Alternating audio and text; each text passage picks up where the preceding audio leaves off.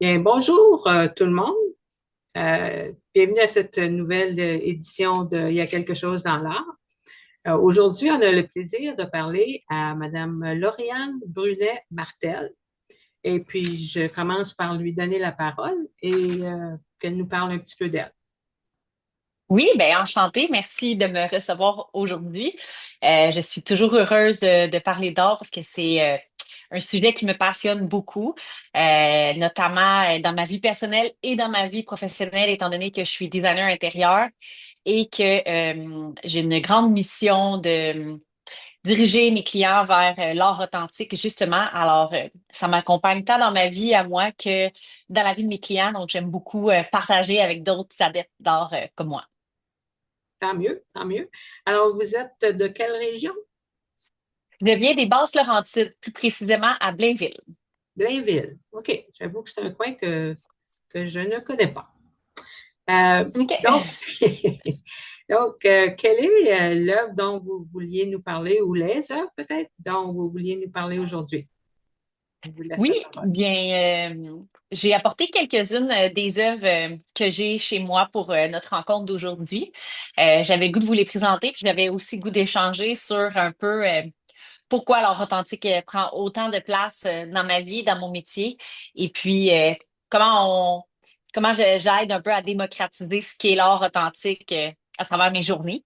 Donc derrière moi, on voit certaines de mes œuvres qui sont des œuvres particulièrement significatives pour euh, pour moi. Fait que je pourrais vous expliquer un peu plus à quel moment elles sont arrivées puis comment elles sont entrées dans ma vie.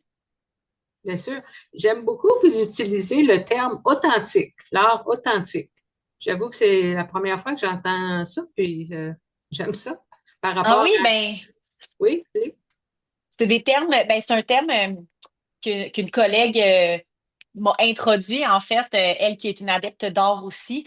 Donc, l'art authentique fait référence à, euh, premièrement, ce qui est en tirage unique ou en tirage limité, qui est une œuvre d'art faite par un artiste avec une intention et donc qui se retrouve pas sur les tablettes des magasins à grande surface. Donc, ça fait vraiment référence à ça. Puis, ça peut être autant de la peinture, de la sculpture. Donc, ça fait vraiment référence à un type d'art sans rien exclure, mais sauf tout ce qui est en tirage. Oui, ben j'aime ça. J'avoue que je vais peut-être vous le L'utiliser. pirater, si c'est possible. Pas de Alors, problème.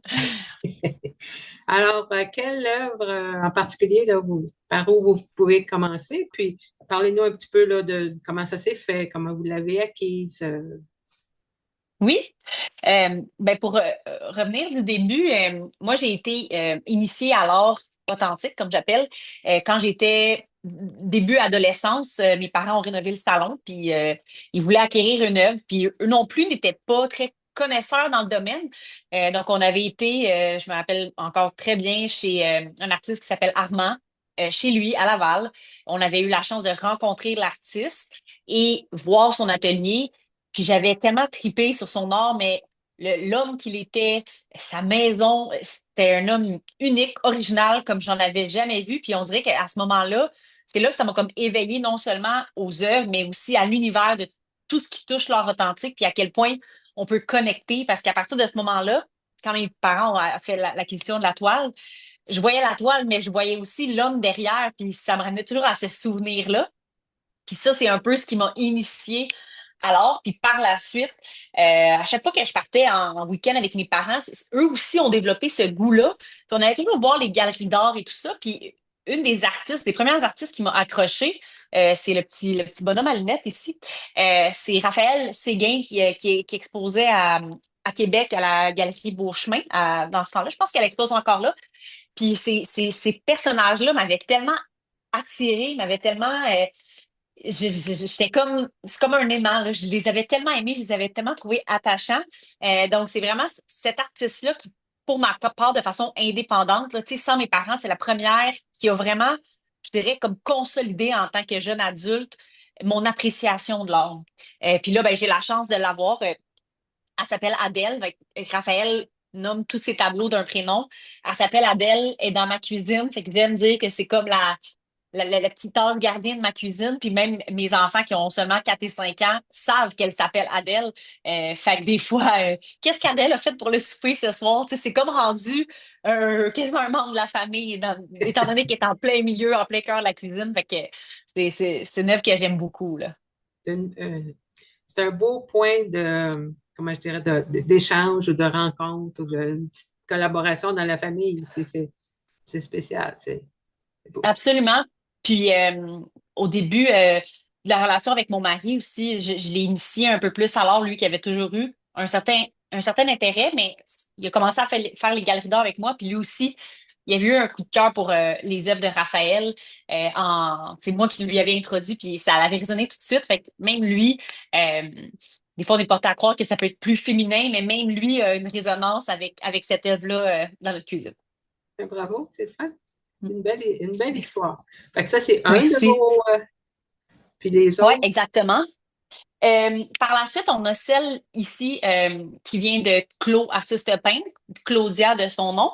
Euh, c'est une artiste que je suivais sur les réseaux sociaux depuis un certain temps. Elle expose vraiment partout à travers le monde. Et puis, mais c'est une fille des Laurentides. Donc, et ça a donné que c'était la nouvelle blonde d'un de nos amis. Fait qu'on s'est trouvé dans son vernissage, sa première soirée VIP, si je peux dire. Puis tout de suite, tu sais, j'ai franchi la porte de l'exposition, puis c'était comme si je repars avec quelque chose ce soir, c'est celle-là. Tu sais, il y avait toutes les autres étaient belles, mais celle-là, tout de suite, j'ai Ben senti oui. une connexion. Tu sais, je trouvais le coup, ça démontrait de la vulnérabilité. Euh, les oiseaux, les papillons, ça me faisait penser à mes enfants. Puis en parlant avec l'artiste, ce que j'adore d'ailleurs, elle m'a parlé justement que ça avait été créé dans un moment de remise en question, de vulnérabilité pour elle aussi. Fait qu'on dirait que ce que moi, je voyais de la toile, c'était aussi ce qu'elle a traversé quand elle la peignait. Fait qu'on dirait que ça me rappelle la force et la fragilité en même temps. Puis c'est exactement comme ça qu'elle se sentait au moment où elle l'a fait. Donc, ça a été aussi un coup de cœur immédiat. Elle est dans mon salon, puis je l'aime toujours autant que quand je l'ai acheté il y a 5 ans là, environ. Là. Ah, c'est vraiment Mm. beau, hein. Merci. On voit pas, on voit vraiment pas tous les détails sur l'écran, là. Mais il y a plusieurs techniques utilisées. Il y a aussi des textures différentes. Il y a de la feuille d'or qui est appliquée aussi. Donc vraiment au niveau de la technique, tu sais, il y a un niveau de détail puis un niveau de travail dans cette œuvre-là parce que l'art authentique, ça peut se décliner en différentes choses, mais particulièrement pour cette œuvre-là, vraiment, on voit le talent de l'artiste derrière l'œuvre et vraiment, quand on la voit en vrai, c'est vraiment impressionnant. Ben, j'imagine. Et on va mettre une photo, puis on va pouvoir voir Oui, les détails plus. Ah oui, c'est super. D'accord. merci. C'est passé à une suivante. Oui, oui, ben la dernière, en fait, c'est une artiste peintre aussi qui fait de plus en plus sa renommée et ça tombe bien parce que c'est devenu ma belle-sœur. Et on a deux œuvres de chez elle. Son nom, c'est Chloé Sabourin. Elle fait différents types de projets.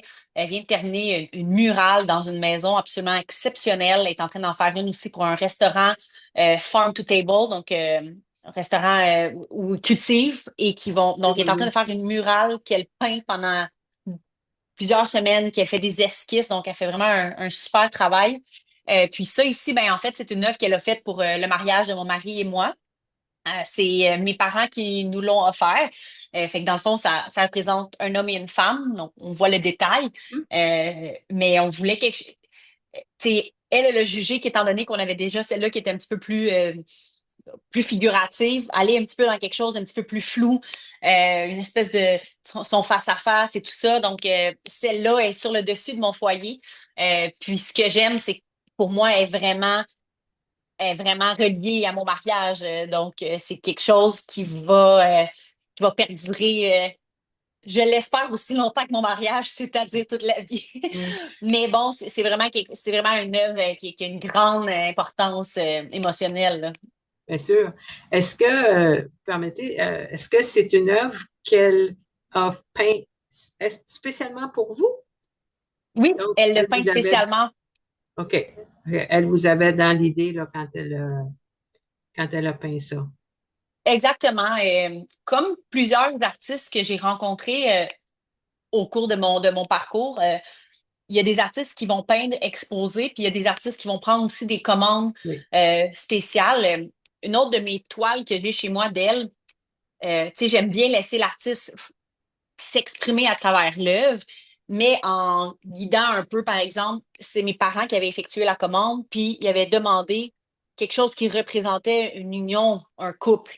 Mais d'accord, ça allait pas plus loin que ça, tu sais, ça aurait pu être décliné en animaux, ça aurait pu être n'importe quoi d'autre, mais c'est ça qui est arrivé. Son inspiration à elle, ça a été ça. Mais il n'y a d'accord, rien qui a été défini d'emblée. Ça a été vraiment elle, son interprétation du sujet, d'accord. mettons.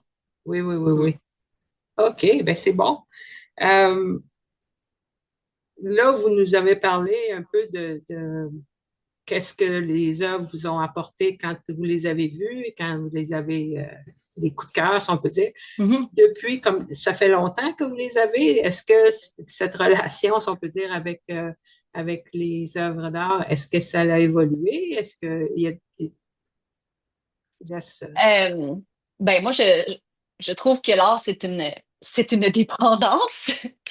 C'est bon pour la santé, par chance, mais c'est sûr que plus on s'entoure d'art authentique qui ont des significations pour nous, plus on a envie d'être entouré d'art. En tout cas, pour ma part, c'est vraiment ça que ça fait. Ce qui fait en sorte que dans plusieurs pièces de ma maison. Tu sais, j'en ai beaucoup d'autres, là. J'ai des pièces qui me rappellent quelque chose, ce qui me ramène à un moment. Et puis même là, ma fille va avoir 6 ans ce printemps et je vais probablement lui offrir une toile. Déjà, bon, mes enfants sont entourés, donc ça aussi, on dirait que d'avoir des enfants puis leur partager ma passion pour l'art, ça a été quelque chose d'intéressant aussi depuis quelques années. Donc, moi, je peins pour le plaisir, mais elles aussi ont commencé à apprécier aussi, connaissent l'aquarelle, connaissent l'acrylique. Des fois, je leur fais des toiles dans leur chambre. Puis, pour certains enfants de 6 ans, obtenir une toile, tu sais, avoir une toile pour sa fête, c'est comme sont où mes jouets, mais je sais que pour ces enfants-là qui évoluent dans l'art, tu sais, je viens de finir une toile pour une de mes filles, puis elle capotait, là. C'était comme, on dirait que j'avais donné le plus beau des cadeaux, là. Fait que, moi, d'évoluer dans l'art aussi, avec mes enfants, je trouve ça vraiment le fun, là. Fait que si je comprends, c'est vous qui avez fait la toile. Fait que vous êtes artiste C'est- aussi. Ah oui, Ben, je suis pas artiste, j'aurais pas la prétention de dire ça, mais c'est un passe-temps, d'accord. j'aime bien peindre dans mes passe-temps. J'aime bien faire des cartes à l'aquarelle pour mes proches au lieu de les acheter. Là. Oui, oui, J'aime bien oui. les faire. Puis comme mes enfants aiment ça aussi, ben, tu sais, c'est une de nos activités qu'on fait pas chaque week-end, mais assez souvent, je dirais, là, s'asseoir, puis se mettre de la musique, puis faire des toiles ou peu importe. Là, mais Oui, ouais, oui, oui. Est-ce ça fait que vous partie de notre trouvez, vie. est-ce que vous trouvez que le fait d'en faire, est-ce que ça affecte un peu votre perception ou votre relation, si on peut dire, avec les artistes ou avec l'art? Est-ce que ça vous fait plus apprécier ou sans vouloir vous mener, là? Mais- Oui, mais des fois, surtout quand on va dans des œuvres abstraites, quand on connaît pas l'art ou qu'on connaît pas l'artiste ou le contexte, on peut penser ou croire que c'est un peu du n'importe quoi, tu sais. Je vais mettre ça vraiment. Mais quand on crée nous-mêmes de l'art, on se rend compte à quel point il y a une réflexion, il y a de la technique. Tu sais, les gens qui arrivent à exprimer des émotions sur un canevas, c'est vraiment, ça prend vraiment un talent particulier pour être capable de faire ça. C'est une démarche en tant que telle. Donc, c'est pour ça que personnellement, j'aime beaucoup rencontrer les artistes, aller voir en exposition, tu sais, à leurs ateliers, tout ça, pour voir ce qui se cache en arrière de tout ça, parce que tu sais, l'art authentique, c'est pas juste un fini esthétique. Tu sais, c'est pas juste un résultat. Pour moi, c'est vraiment un processus. Puis le fait de le vivre, j'ai des toiles que je vais commencer, je les mets de côté, je recommence. Tu sais, c'est vraiment quelque chose qui est évolutif dans le temps. Fait que ça peut me prendre 6 mois, un an. Je sais qu'il manque quelque chose, mais je sais pas quoi. Puis là, je pars dans une autre direction, puis ça fait encore plus apprécier le travail des artistes, puis surtout ceux qui sont capables. de faire des collections, c'est de créer une collection, puis tout est beau, puis tout est comme, OK, tu sais, il y a vraiment une intelligence artistique en arrière de ça, là. Oui, oui, oui. Oui, Mm. effectivement, oui. Je pense connaître la réponse, mais je vous pose la question quand même. Est-ce que ça vous est arrivé de regretter d'avoir acheté une œuvre? Mon Dieu, non, tellement pas. Puis je pense pas que ça va jamais m'arriver parce que l'œuvre d'art, quand c'est possible, tu l'achètes pas juste justement pour le côté esthétique, mais pour le côté émotionnel aussi. Moi, ça me ramène beaucoup dans mes souvenirs. Tu sais, là, ici, on voit un peu plus loin, c'est mon chien, en le fond, qui est décédé. C'est une œuvre à l'aquarelle. Tu sais, c'est pas une œuvre qui a coûté extrêmement cher. C'était pas un artiste de renom, mais je tenais à ce que ça soit vraiment une œuvre faite sur mesure pour moi, pour me rappeler avec mon chien. Puis ça a tellement de valeur. Je m'excuse. Est-ce qu'on entend mon chien qui jappe? C'est pas grave. C'est On la vie. l'entend, désolé. Non, Oui. moi, je l'entends pas. Euh, donc, pour moi, c'est impossible de regretter parce que tu l'achètes pour l'émotion qu'elle fait ressentir, puis ça perdure dans le temps. Tu sais, c'est pas quelque chose qui peut partir. Fait que non, c'est impossible pour moi de regretter une œuvre, là. Donc, vous achetez pas pour revendre ou pour éventuellement devenir riche et célèbre par votre collection de... Non, vraiment pas. Puis, tu sais, c'est sûr que s'il y avait un gros montant à investir, là, vraiment, au-delà vraiment de mes moyens, probablement c'est quelque chose que je regarderais plus. Tu sais, j'ai quand même toujours acheté de l'or qui était dans mes moyens. Tu sais, je peux manger même si je me suis procuré de l'or. Donc, l'aspect financier, oui, ça fait partie de la décision. Il faut que j'aie les moyens de pouvoir me procurer une œuvre X. Sauf que, sauf que c'est pas, ça n'a pas vraiment d'impact si elle va prendre la valeur ou pas. OK. Euh, non, C'est pas dans vraiment, l'équation, là. non, ça l'est pas. Puis, tu sais, si un jour ils valent quelque chose, je risque de les offrir à mes enfants Mhm. avant, juste parce Mhm. que ça a une valeur émotionnelle, puis parce que, tu sais, ils vont avoir vu ça toute leur vie dans leur salon. Fait que s'ils sont intéressés à l'avoir, je vais leur donner vraiment avant de la revendre, là. Oui, oui, oui, Avant de oui. la vendre. Ouais, ouais.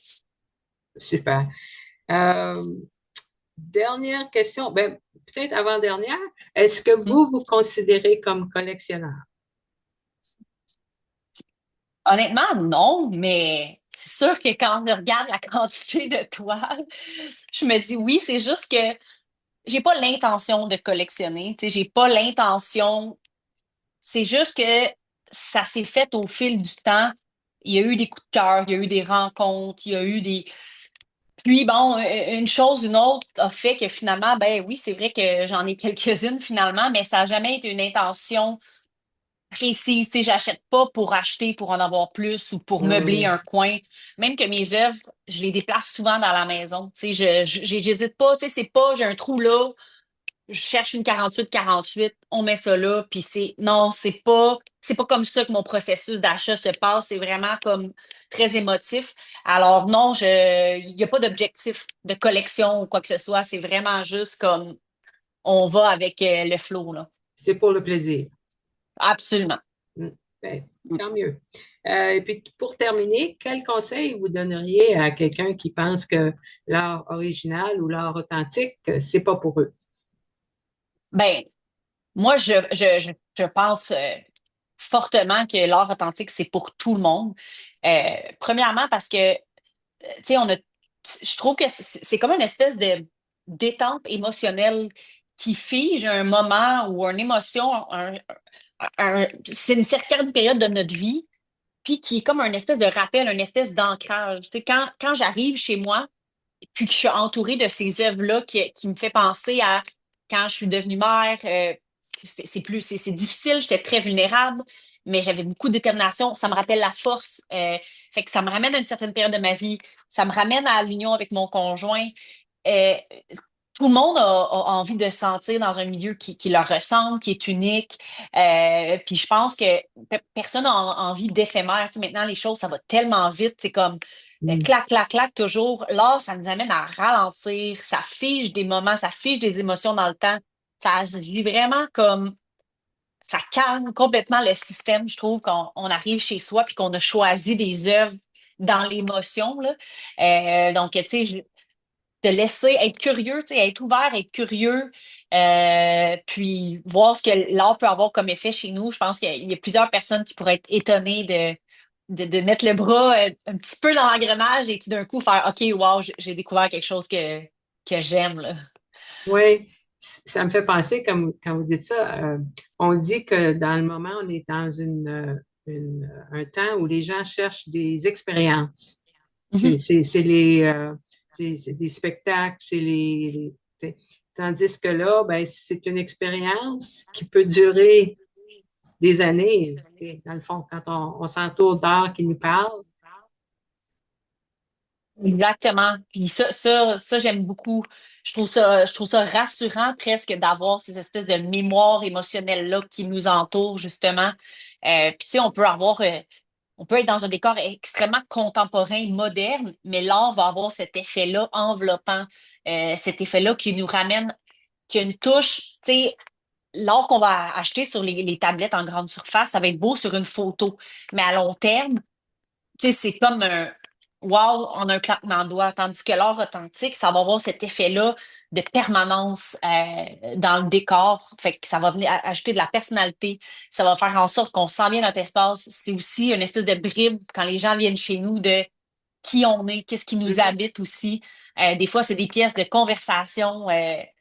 De où ça vient, tu sais, la conversation qu'on a eue, des fois, j'en jase avec tu sais, mes amis ou des choses comme ça quand ils viennent dans la maison. Fait que c'est toujours agréable. Ouais. Oui, parce que c'est une petite fenêtre sur nous-mêmes, dans le fond, là. Ouais.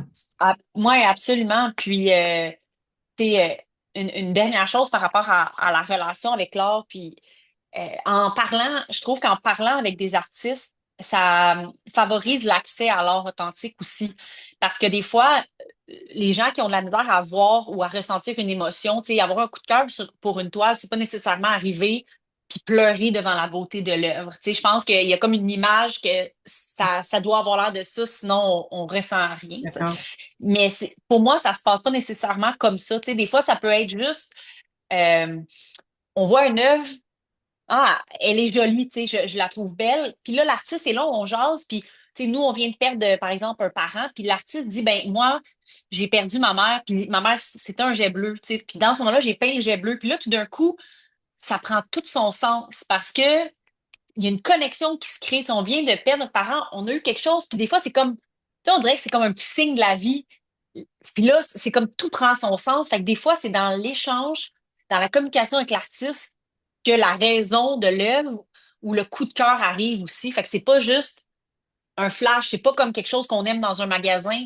Ça se passe des fois pas comme ça. Fait qu'il faut pas hésiter quand je dis à être curieux, c'est justement de s'intéresser au contexte qui entoure l'art. Puis des fois, c'est là que les coups de cœur peuvent arriver, là. Donc, si je vous entends bien, vous suggérez de sortir, visiter des expositions, des galeries, parce qu'on ne sait jamais. Ah, absolument. On sait jamais. Puis c'est c'est tellement enrichissant de découvrir les artistes. Puis des fois, on regarde des toiles, puis on a l'impression que les prix sont assez gros, puis que les artistes en mettent plein les poches. Tu sais. Finalement, quand on découvre leur atelier, ben on se rend compte que c'est pas la réalité. Tu sais. C'est que c'est Hmm. vraiment des gens qui vivent souvent de leur passion.